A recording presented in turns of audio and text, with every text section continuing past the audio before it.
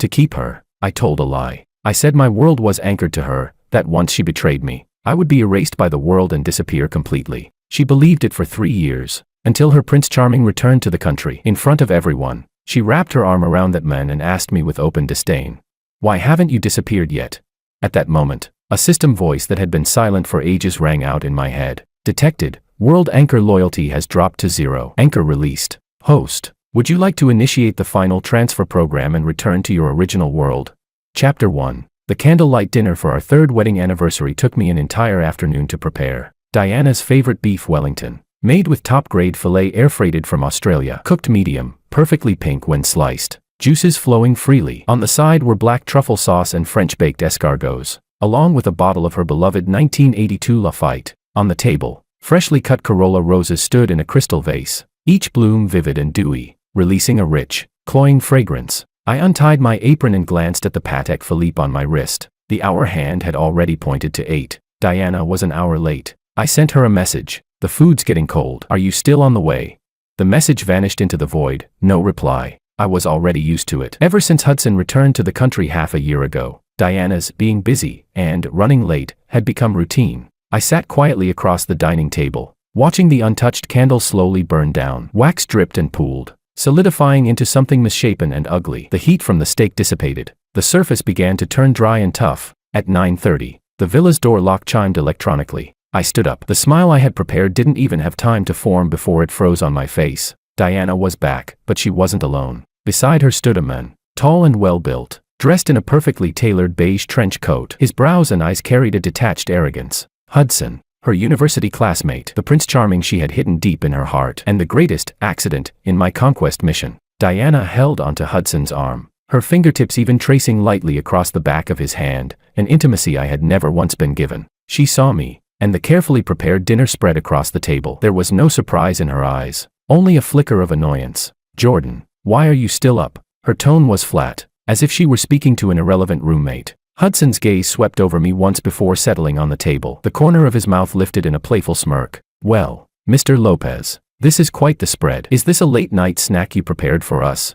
My eyes fixed on the hand Diana had looped through his arm. It felt as though an invisible hand had clenched around my heart, not painful, just enough to make it hard to breathe. "Today is our 3rd wedding anniversary," I said, forcing my voice to remain calm. Diana paused for a moment, then impatience surfaced on her face. "I forgot. The company's been hectic lately. Hudson just got back, and I have to help him manage the gallery too. I'm completely swamped." She couldn't even be bothered to come up with a more believable excuse. I looked at her, the woman I had spent a full 5 years conquering. The system had told me that as long as her affection and loyalty stayed above 90, I could remain in this world forever and enjoy everything that came with a successful mission, wealth, status, and her. To secure that forever, after the conquest was complete, I told her a secret, half joking, half serious. "I don't actually belong to this world," I whispered in her ear that night, holding her close. "My existence is bound to you. If you betray me and fall in love with someone else, my anchor will disappear, and I'll be completely erased by this world."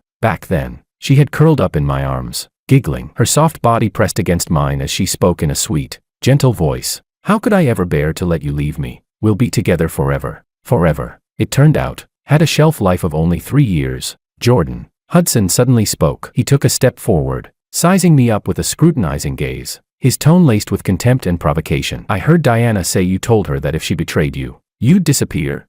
My breathing stalled. Diana turned her face away, as if embarrassed, but she didn't refute it. Hudson's smile grew even more brazen. "Then why are you still standing here?"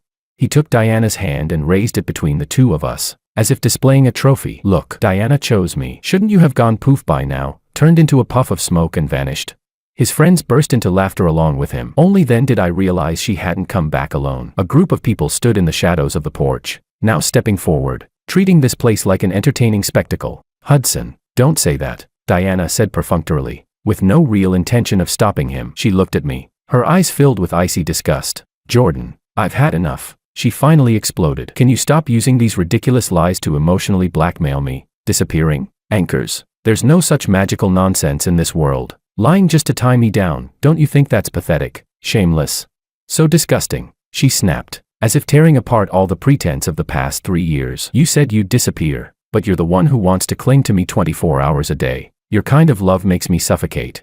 Every word was like a blade dipped in ice, striking with precision at my most vulnerable places. I looked at her, at the beautiful face now filled with a revulsion I had never seen before. I looked at Hudson beside her, wearing the unmistakable posture of a victor. I looked at the surrounding eyes, eager for drama. I felt no pain in my heart, only a hollow ringing. I looked at her as if she were a faded painting. When the conquest mission was completed, the system had rewarded me with 50 billion in assets, a world-leading game company, and permanent residency in this world. I handed the company over to professional managers and stepped behind the scenes, washing my hands of ambition to cook for her, to be the perfect husband. I bought her this top-floor mansion overlooking the entire city's nightscape, because she said she liked watching the stars. I opened a Michelin 3-star restaurant for her and named it Moonlight Kitchen, because she said she loved the food I made. Everything I did for her, in her eyes, was nothing more than a way to tie her down. A disgusting entanglement. So this was the truth. Love obtained through conquest was nothing but an illusion, like a reflection in a mirror or the moon on water. Amid the noisy laughter, the long silent system voice rang clearly in my mind. Warning, World Anchor Diana, loyalty has dropped to 0%. Anchor lock released. Host Jordan, your legal residency in this world is about to expire. Would you like to initiate the final transfer program and return to your original world? Countdown, 72 hours. I took a deep breath. The oppressive heaviness in my chest vanished strangely. I lifted my head and met Diana's icy gaze, the corner of my mouth slowly curving into a smile, one she had never seen before. Distant, indifferent. All right, I said softly. Both Diana and Hudson froze. What did you say? Diana frowned. I'll grant your wish. I looked at her and spoke each word clearly. As you want it. I will disappear. Then, in my mind, I gave the system its command. Initiate the program. 72-hour countdown started. Phase 1 of the program, asset liquidation, initiated. Chapter 2. When Diana woke up the next morning, the space beside her was empty and cold, without the slightest trace of having been slept in. Her head throbbed from a hangover, rubbing her temples. She sat up and noticed how unnaturally neat the master bedroom was. In the walk-in closet, Jordan's half, every piece of clothing, every watch, every accessory, was gone, as if this person had never lived here at all. A flicker of unease crossed Diana's mind, but it was quickly replaced by irritation. Playing the runaway act again, she scoffed, picking up her phone. She had gone wild the night before, drinking in the living room with Hudson and their friends until late. Hudson had been sent home by his friends in the end, while she herself had passed out on the sofa. Had Jordan carried her back to the bedroom? She couldn't remember. All she remembered was Jordan's strange smile, and that sentence, I will disappear. Now it seemed like nothing more than a childish tantrum from a man humiliated after his lies were exposed. Unbothered, she walked into the bathroom to get ready, when her phone suddenly vibrated. An official email from the Real Estate Transaction Center. Dear Ms. Diana, the property jointly registered under your name and Mr. Jordan, located at Garden 1, Building A, top floor unit, has been unilaterally placed into an emergency sale process by Mr. Jordan. According to Clause 17 of the prenuptial agreement,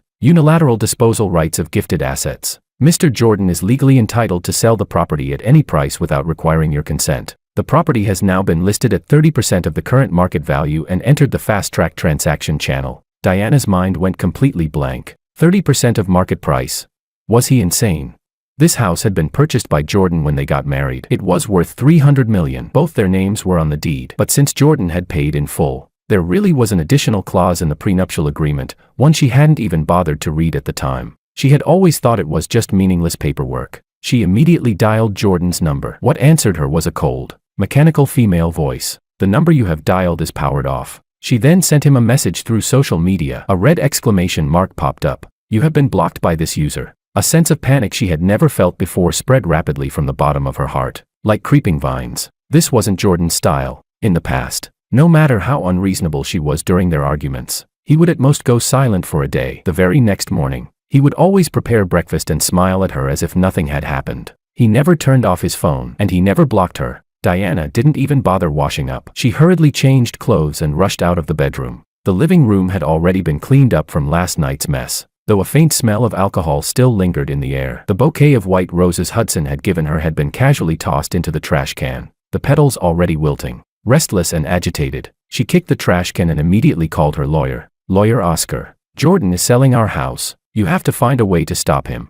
There was a brief silence on the other end before the lawyer replied in a heavy tone. Ms. Diana, I'm afraid that will be difficult. This prenuptial agreement carries full legal force. Mr. Lopez's actions are lawful, and at a 30% price, the property will attract a large number of buyers within 24 hours. Once a contract is signed, There will be no turning back. How could this happen? Diana's hand trembled as she gripped the phone. Suddenly, Diana remembered something. She rushed to the safe by the entryway and frantically entered the code. The safe opened, empty. The property deeds, her jewelry, several important documents, all gone. No, one thing was left behind. A small velvet box. With trembling hands, Diana opened it. Inside was the diamond ring Jordan had used to propose to her, Eternal Heart. Pressed beneath the ring was a note, written in Jordan's bold, unrestrained handwriting. A keepsake. That single line felt like a loud slap across her face. This wasn't a fit of anger. It felt more like a farewell, cold, deliberate, and cruelly calm. Just then, her phone rang again. It was her best friend. Her voice filled with shock. Diana, check the news. Moonlight Kitchen has announced permanent closure. Diana's mind buzzed. She immediately opened the financial news. The front page headline, stark and black, was impossible to ignore. Michelin 3-star legend comes to an end. Moonlight Kitchen, founder announces permanent shutdown. All employees receive triple annual salary compensation. Moonlight Kitchen, Jordan's wedding gift to her, because she had said she wanted to eat his cooking whenever she liked. He had built this temple of fine dining just for her. The restaurant didn't accept public reservations. It served only her and her friends. It was the center of her social circle, the ultimate embodiment of her vanity. Countless socialites had fought tooth and nail just to get an invitation from Diana, to dine there once, to take a photo. Now, it was gone. In the news footage, the restaurant's general manager bowed deeply to the camera. This was Mr. Lopez's decision, he said. He stated that the original purpose for opening the restaurant no longer exists. Therefore, there is no reason to continue. The purpose no longer exists. Diana collapsed onto the cold floor. Her phone slipped from her fingers. She suddenly remembered Hudson's contemptuous laughter the night before, and her own words, disgusting. Panic, overwhelming panic, flooded her like a rising tide. Jordan hadn't been joking. He really was, disappearing from her world, little by little. Chapter 3. After the panic came towering rage. Diana was convinced Jordan was using these extreme measures to force her to give in, to make her regret it. Who does he think he is? She screamed into the phone at her best friend. Does he really think I can't live without his house and his restaurant? Her friend tried to calm her down carefully. Diana, don't get angry yet. This time, Jordan seemed serious. Maybe you said things a little too harshly. I was telling the truth. Diana shrieked. How has he treated me these past 3 years? Always monitoring me, interfering in everything. He had to know my schedule, review my friends, calling it concern, when it was really just control. I've had enough. She hung up, took several deep breaths, and forced herself to calm down. She still had Hudson. She pulled out her phone and called him, her voice instantly turning soft and aggrieved. Hudson, Jordan, he's selling the house, and he shut down the restaurant too. Hudson paused on the other end, then comforted her in an easy, relaxed tone. So he sold it. So he closed it. A place reeking of a control freak's presence isn't worth staying in anyway. This is perfect. We can finally start our own new life. But, no buts, baby. Hudson cut her off. Don't you remember? My gallery opens next week. When that happens, you'll be the most dazzling hostess in the room. What glory does some shabby restaurant have compared to being the owner's woman at an art gallery? Hudson's sweet talk worked like a sedative, smoothing much of the chaos in Diana's mind. That's right, she still had Hudson. Hudson was an artist, romantic, free-spirited, not like Jordan, who was wrapped in the dull smoke of everyday life. Can you come over this afternoon? Diana asked, her voice tinged with tears. I'm alone at home. I'm a little scared. Of course, I'll be there right away. After hanging up, Diana felt much better. She even began to think that Jordan's departure might be a good thing. She could finally escape that suffocating love and start a brand new life with Hudson. She changed into a white dress Hudson liked, put on flawless makeup, and sat in the living room waiting for him. But the people who arrived were not Hudson. They were a group of movers in uniform. The foreman at the front held up an electronic contract. Excuse me, are you Ms. Diana? We're from One Day Clear Moving Company. We've been commissioned by Mr. Jordan to clear out all personal property from this apartment. Diana jumped to her feet. What are you doing? This is my home. The foreman expressionlessly presented the authorization letter and Jordan's electronically signed approval. Mr. Lopez has already auctioned off all furniture, artworks, and stored wine in this property, excluding your personal clothing, at 10% of their value through online channels. Our job is to clear everything out by 5 p.m. today and hand the apartment over to the new owner. 10%. Diana's voice trembled. The genuine leather sofa she had custom ordered from Italy, the antique painting on the wall worth tens of millions, the rare vintage wines in the cellar that Jordan had scoured the world to collect for her. All of it, sold off like trash, at 1/10 of its value. Get out, all of you, get out. Diana shrieked hysterically, lunging forward to shove the workers, A man in a suit standing beside the foreman stepped forward and handed her a business card. "Ma'am, I am Mr. Lopez's legal representative. If you obstruct the execution of this contract, we will file a lawsuit against you for interfering with property transfer. In addition, this is a court injunction. Before the property handover is completed, you are prohibited from damaging any items inside the residence in any way." Diana stared at the cold, impersonal injunction. The strength drained from her body in an instant. All she could do was watch helplessly as the workers, like a swarm of locusts, emptied the home she had lived in for 3 years, bit by bit. The sofa, the coffee table, the rugs, the television, the paintings on the walls, everything that bore Jordan's imprint, every trace of their shared life, was roughly packed up and carried away. In the end, even the large bed they had slept on for 3 years was dismantled and hauled out. At 4 in the afternoon, when the last worker left, the 300 square meter luxury residence stood completely empty. Only the massive floor-to-ceiling windows remained, reflecting the gray, overcast sky outside. Diana stood in the middle of the ruined living room. Beneath her feet were scratches and dust left behind by the movers. The few suitcases of personal clothing she had brought into the marriage were piled alone in a corner, like unclaimed trash. Only then did she finally realize that Jordan wasn't trying to force her to give in. He was erasing every trace of his existence. Her phone rang at the worst possible moment. It was Hudson. "Baby, I'm sorry, something came up here. I can't make it over," he said, sounding a little rushed. "There's a problem with one of the gallery's investors. I need to go smooth things over." Diana asked numbly. "What kind of problem?" "Ugh, don't even ask. The $5 million investment we had basically secured suddenly fell through. I've got to look for other options fast." Hudson sighed, then added, "By the way, how are things on your end? Jordan hasn't given you any more trouble, has he?" Diana looked around at this hollow shell of a home. Her lips moved, but not a single word came out. What could she say? That she was now homeless, penniless. Most of her credit cards were Jordan's secondary cards. Now that the primary account had been cancelled, her cards were nothing more than useless pieces of plastic. I'm fine," she heard herself say, her voice dry and lifeless. "That's good. Then, stay put for now. Once I settle the investment issue, I'll take you to the best hotel and buy you the prettiest bags to make it up to you." Hudson's tone slipped back into its familiar, frivolous sweetness. After hanging up, Diana slowly crouched down, wrapping her arms around her knees. In the vast, empty room, there was only the sound of her own breathing and the howling wind outside the windows. A loneliness, as if she had been abandoned by the entire world, swallowed her whole. Chapter 4. System notification. Asset liquidation complete. All personal assets of the host have been converted into system points. Program Phase 2, Social Relationship Severance, initiated. I sat in a standard budget hotel room, watching the steady flow of traffic outside the window. On my phone were messages from my lawyer. "Mr. Lopez, the property transfer has been completed successfully. As per your instructions,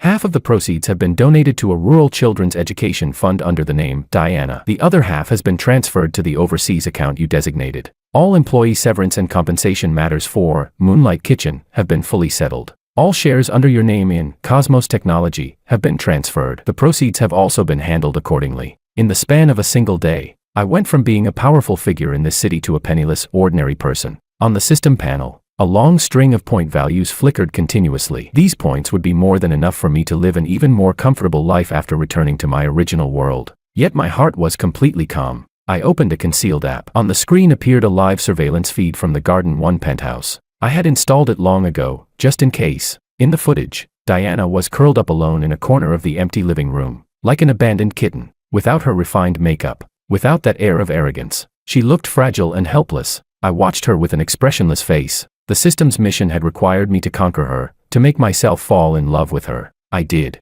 I thought that after the mission's success, I would gain genuine affection, a stable home. Now I understood. From beginning to end, this had only ever been a transaction. I was the player. She was an NPC. Now that the game was over, it was time for me to leave the stage. I closed the surveillance feed and deleted the app. From this moment on, her joys and sorrows had nothing to do with me. System notification, severing all non-essential social connections in this world. Contacts, social networks, bank accounts, identity information, being erased one by one. Estimated time, 48 hours. My phone began automatically deleting contacts, logging out of every social account, canceling memberships and subscriptions. One familiar name after another vanished. One memory after another was wiped away. Finally, the screen went black. The phone reduced to nothing more than a useless slab of metal. The world became quiet, unprecedentedly so. Elsewhere, Diana sat alone in the empty house for an entire night. The next day, The new homeowner came to the door and politely asked her to leave. Dragging 2 suitcases, Diana stood in a daze at the entrance of Garden 1, looking around helplessly. Where could she go?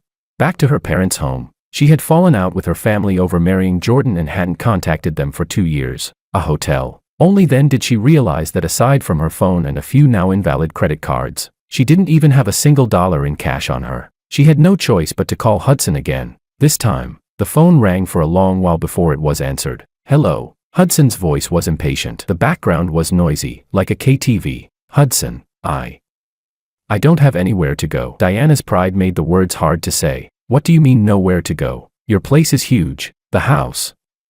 Jordan sold it. I've been kicked out. Silence fell on the other end. After a long while, Hudson finally spoke. Then just find a hotel to stay in. What's the big deal? I don't have any money, Diana said, her voice barely louder than a whisper. No money? Hudson's tone shot up instantly. How is that possible? Jordan's loaded. Didn't you get tens of billions in a divorce settlement? We're not divorced, and all my cards have been frozen. Another long silence. Diana could hear a woman on the other end calling out coquettishly. Young Master Hudson, come drink with us. Her heart sank, inch by inch. Well then, Hudson finally said, his tone now tinged with condescension. I'll have my assistant send you $50,000. Use it to get settled somewhere first. I'm really busy right now. The investment situation isn't going well, and I have to entertain these investors properly. Try to figure things out on your own for now. Okay. Without waiting for her reply, he hung up. Standing on the bustling street with her phone in hand, Diana felt like a joke. This was the romance and freedom she had given up everything for. An hour later, a young assistant found her and shoved an envelope into her hands. His eyes filled with undisguised contempt. Miss, this is from Boss Hudson. He says money's tight for him lately too, so you should spend it sparingly. With that, the assistant turned and left, as if staying a second longer would soil him. Diana clutched the thin envelope. Inside were $50,000 in cash. Once upon a time, $50,000 wasn't even enough for her to buy the most ordinary handbag. Now, it was everything she had. The overwhelming sense of humiliation and absurdity made her almost unable to stand. She suddenly wanted to find Jordan, to ask him why he was treating her like this. She took a taxi to the headquarters of Cosmos Technology. She remembered that although Jordan didn't manage daily operations, he would occasionally come by, but the receptionist stopped her with a professional smile. Sorry, ma'am, there is no employee named Jordan at our company. That's impossible. Diana panicked. He's your boss, the company's founder. Ma'am, the founder of our company is Mr. Cruz, and the chairman is Mr. Gonzalez. There has never been a Mr. Lopez listed among our executives. The receptionist's smile remained flawless, but a hint of wariness appeared in her eyes. Diana refused to believe it. She rushed to the wall displaying the founders' profiles in the lobby. The photo that had once shown Jordan at the height of his confidence was gone. In its place was the face of a middle-aged man she had never seen before. The name beneath it had also changed, to Mason. How could this be? As if driven mad, she began searching online for Jordan and Cosmos Technology. Every piece of news, every report, every interview that had once identified Jordan as the founder of Cosmos Technology had vanished. All that remained was that man named Mason. As though every trace of Jordan's existence within this business empire had been wiped away by an invisible hand, erased out of thin air. Chapter 5. Diana refused to accept it. She went to every restaurant they had ever dined at, every mall they had strolled through, every cinema they had sat in together. She tried to extract even the faintest trace of Jordan's existence from the mouths of clerks and managers, but the results chilled her to the bone. Mr. Lopez, sorry, we have no purchase records for that guest. I don't remember anyone like that at all. Miss, are you sure you're not mistaken? Haven't you always come with Hudson? Everyone had forgotten Jordan, as if this person existed only in her memory. No, even her memory was starting to blur. She desperately tried to recall the details of being with Jordan, but many scenes felt as though they were covered in fog, impossible to see clearly. She remembered his back as he cooked for her. She remembered the tenderness in his eyes when he looked at her. She remembered the warmth of his chest when he pulled her into his arms. But his face, his voice, were fading rapidly. This terrified her far more than a simple breakup. Wasn't this exactly what Jordan had meant by disappearing? Not physical death, but the complete erasure of every proof that he had ever existed in this world. She finally believed it. That superpower she had once dismissed as a ridiculous lie was real, and it was she who had personally activated this program. It was she who had personally erased the men who loved her most from this world. Bit by bit, regret, like poison, began to gnaw at her from the inside out. With the $50,000, she rented a remote, cramped apartment. She stopped contacting Hudson. She stopped contacting those so-called friends. Every day, All she did was hold the velvet box containing the eternal heart and watch her wedding video with Jordan over and over again. It was the only proof of him that hadn't disappeared. In the video, Jordan wore a perfectly tailored suit, so handsome it made her heart race. Standing before the priest, he looked at her with eyes full of inescapable devotion and tenderness. "I, Jordan, take Diana to be my lawful wife. From this day forward, whether in good times or bad, in wealth or poverty, in health or sickness, I will love you, cherish you, until death parts us." His voice came through the screen, every word firm and resolute. Diana's heart was struck hard. "Until death parts us," she murmured, tears instantly blurring her vision. In the video, she wore a pure white wedding dress, smiling with happiness, leaning against Jordan like a princess cherished by the entire world. And now, she sat alone in this rental room of less than 10 square meters. Mold mottled the walls. The air was thick with dampness and the cheap smell of instant noodles. Death hadn't separated them. She had done it herself, personally severed that vow. She turned off the video and clutched the velvet box tightly, as if it were the only piece of driftwood keeping her afloat in this cold world. She opened it. Under the dim light, the eternal heart still shone with brilliant radiance. Trembling, she slid the ring onto her ring finger. The icy touch made her shudder. No, she couldn't give up like this. Jordan had said that disappearing meant erasing all traces. As long as he hadn't completely vanished, there had to be a way. She had to find him. She had to apologize to him in person, beg for his forgiveness, and beg him to stop this terrifying program. Chapter 6. Early the next morning, Diana used what little money she had left to buy a bus ticket to the suburban industrial district. She remembered Jordan once telling her that he had an old private studio there. It was a place he had rented during the early days of his startup. Even after the company took off, he had never given it up, saying it was where his original intention began. She had never gone there. She had found the place remote and run down. But now, it was her last hope. The bus rattled along. Outside the window, the scenery shifted from clusters of skyscrapers to low factory buildings and stretches of desolate grassland. Diana's heart sank with every passing mile. At the same time, inside the city's most exclusive private club, Hudson stood holding a wine glass, his face plastered with a smile as he addressed a pot-bellied middle-aged man. "Boss Mao, my gallery concept is absolutely top tier in this country. As long as your funding comes through, I guarantee that within 6 months, it'll become the city's next art landmark." The man known as Boss Mao lazily swirled the whiskey in his glass, not even bothering to lift his eyelids. He let out a soft snort of laughter. "Hudson, I've read your proposal. Big vision. Very pretty." He set his glass down and finally looked Hudson in the eye. "But I also had someone look into your background." Hudson's smile stiffened. "Those exhibitions you held overseas, weren't they all sponsored by Cosmos Technologies' European branch?" Boss Mao's tone turned mocking. "And that welcome back banquet Miss Diana threw for you after you returned? 7 figures in one night. Mr. Lopez paid the bill. As for the startup funds for your gallery, you claimed they were your own savings. But the bank records I found show the money came from a joint account belonging to Miss Diana and Mr. Lopez." Boss Mao leaned forward, his bloated face full of contempt. "Mr. Hudson, isn't all this so-called artistic talent and elite network of yours built on Jordan's money? Now that Jordan has vanished and Cosmos Technology has changed hands, what exactly are you using to guarantee this new landmark of yours?" He picked up his coat and stood, looking down at Hudson's ashen face. "Let's be blunt. You're nothing more than a kept man living off a woman's connections. Back then, Mr. Lopez was willing to spend money to keep you around to amuse his wife. I don't have that kind of money, or patience." With that, he turned and left without a backward glance. The rich kids who had been crowding around Hudson just moments earlier now scattered like the plague, their eyes full of mockery and disdain. So he was just a gold digger. Thought he was some overseas art prodigy. What a joke. Hudson stood frozen in place, the wine glass trembling in his hand. His pride, his so-called talent and self-respect, was stripped bare in that instant, smashed onto the ground, and crushed underfoot. He suddenly hurled the glass to the floor, eyes bloodshot. He pulled out his phone and dialed Diana. He needed someone to blame, to pour all his resentment and failure onto. If it weren't for her uselessness, for her inability to hold on to Jordan, how could he have fallen this far?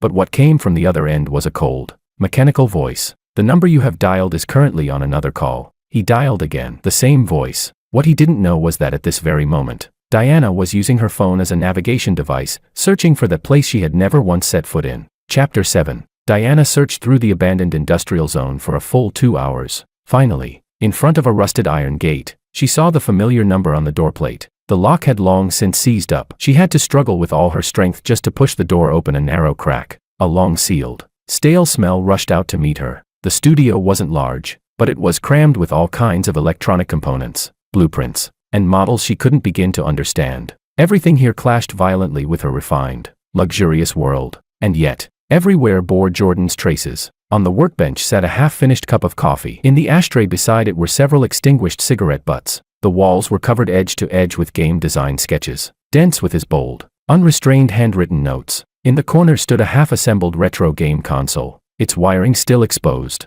Diana stepped inside carefully, as if afraid of disturbing time itself. She ran her fingers over the cold surface of the workbench, imagining Jordan sitting here countless nights, staying up until dawn for the sake of his dreams. She had never known any of this. She only knew that he was rich, never how that money came to be. She enjoyed the wealth and comfort he brought her, yet despised the everyday grit about him, thinking he was inferior to Hudson, less romantic, less refined. How ridiculous, how pitiful. Inside a drawer of the workbench, she found a black, hard-covered notebook. She opened it, and her pupils shrank sharply. It wasn't a diary. It looked more like an experimental report. Mission target, Diana. Mission type, emotional conquest. Mission duration, 5 years. Mission reward, permanent world residency. 50 billion in system assets. Below it were dense, meticulous records. Year 1, target affection 30. Weakness, vanity. Enjoys being the center of attention. Strategy, create grand, romantic pursuit scenarios. Year 2, target affection 60. Weakness, lack of security. Craves exclusive devotion. Strategy, isolate from unhealthy social circles.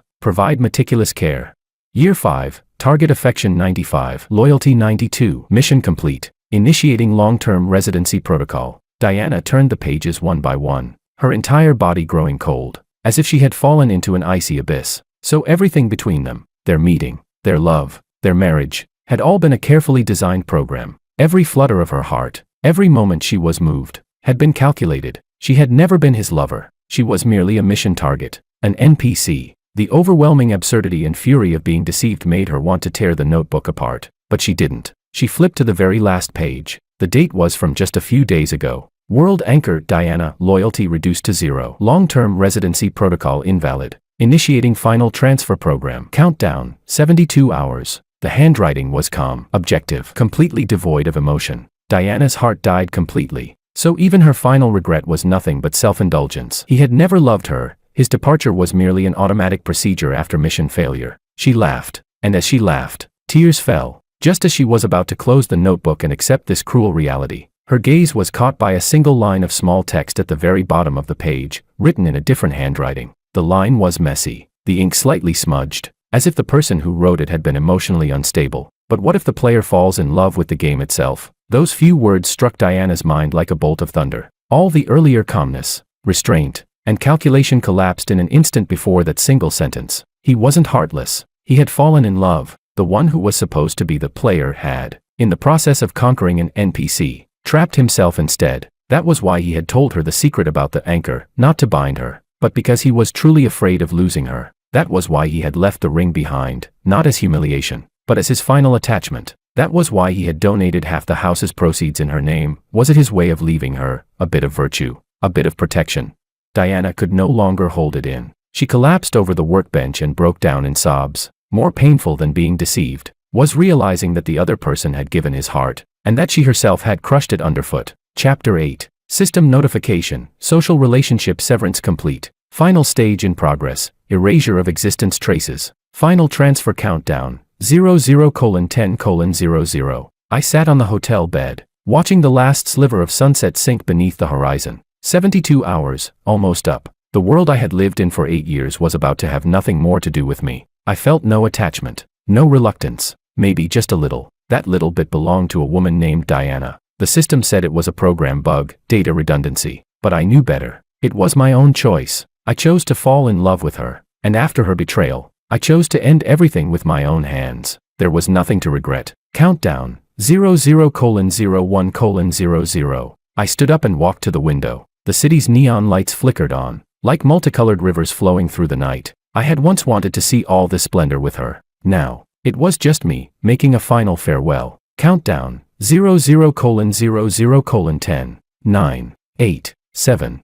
At that moment, the backup phone in my pocket, one that should have long since run out of battery and shut down, suddenly began vibrating violently. I took it out. On the screen was neither a call nor a message. It was a forcibly popped-up window. Inside it was the surveillance feed from that long-abandoned studio. Diana was slumped over the desk, crying until she was nearly torn apart. In her hands, she clutched my black notebook tightly. She had found the place. She had seen that sentence. My heart, the heart I thought had already gone still like dead water, suddenly thudded hard, without warning. 3. I saw her lift her head. Her tear-streaked face was filled with endless despair and regret. She opened her mouth and silently called my name. 2. 1. Transfer program initiated. A burst of white light exploded before my eyes.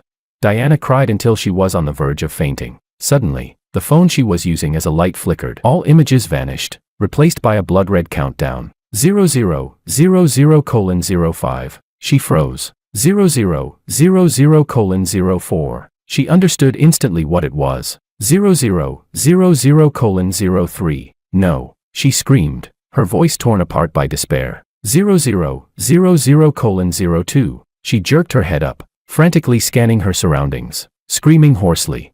Jordan, Jordan, come out. I was wrong. I really was wrong. 0000:01. At the instant the countdown hit 0, the air in the center of the studio suddenly rippled like water. A faint, nearly transparent human figure slowly emerged. It was Jordan. He wore a simple white shirt and black trousers, tall and composed, his expression calm. He stood there, his gaze passing straight through her, fixed on some void behind her. He couldn't see her. Jordan. Diana scrambled forward, trying to grab his hand. Her fingers passed through his body without resistance. He was like a phantom with no physical form. He no longer belonged to this world. A soft gate of light slowly opened behind him. He turned around. Without the slightest hesitation, he lifted his foot, ready to step into the light. Don't go. Diana fell to her knees, crying in utter despair. Please, don't leave me alone. That figure about to step into the light seemed to pause, ever so slightly, just a tenth of a second. Then, without looking back, he walked into the light. The gate closed. The figure vanished. The studio returned to deathly silence. Only Diana remained, alone amid the dust-filled room. The phone in her hand went completely dark. Jordan, and the very last trace of his existence in electronic form, had vanished entirely. Epilogue. 1 year later, in an ordinary neighborhood restaurant, a woman in a server's uniform was efficiently clearing tables. She had cut her hair short, wore no makeup, and her face carried a calmness tempered by life itself. It was Diana. After Jordan left, Hudson's debts came looking for her. She sold the ring, sold every piece of jewelry that could be turned into cash, and only then barely managed to pay everything off. She didn't return to her parents' home. She didn't contact any of her former friends. She took the most ordinary job, rented the cheapest room, and lived like an ordinary person. That day, after clearing the last table, she noticed a 100 yuan bill pressed beneath a plate as a tip. She smiled faintly and reached to put it away. Then she saw there was also a napkin underneath the bill. On it, drawn with a ballpoint pen, was a very simple, almost clumsy, smiley face. Diana froze. That smiley face, she remembered, long ago, when she had been sick. Jordan had coaxed her into taking medicine and had drawn exactly this kind of smiley face on a sticky note. Her heart clenched violently. She looked up, rushed to the door, and stared out at the busy street. Night stretched endlessly. There was no trace of that customer anywhere. Was it a coincidence? Or was it? She returned to the table and picked up the napkin carefully, as if holding an irreplaceable treasure. She stared at that smiley face for a very, very long time. Then she lowered her head. A single scorching tear fell onto the smiley face, spreading instantly. She knew that she would spend the rest of her life paying for the love she had destroyed with her own hands. Bonus scene. In a pure white space, with no sky and no ground, Jordan stood before an enormous holographic screen. On the screen was a frozen image of Diana, tears streaming down her face. A cold, emotionless electronic female voice sounded. Earth No. 73B World Experience mission has concluded. Overall mission evaluation, S+.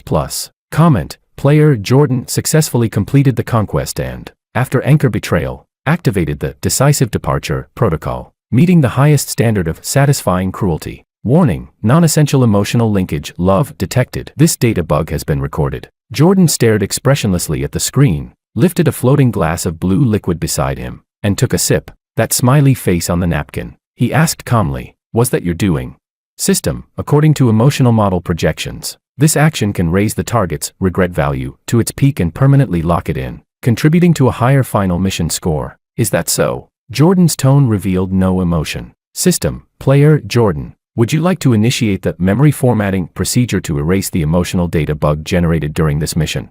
Jordan looked at the woman silently crying in the small restaurant on the screen for a long time. The space fell completely silent. No, he finally said, his voice very soft. Leave it. System, command confirmed. Jordan turned away, no longer looking at the screen.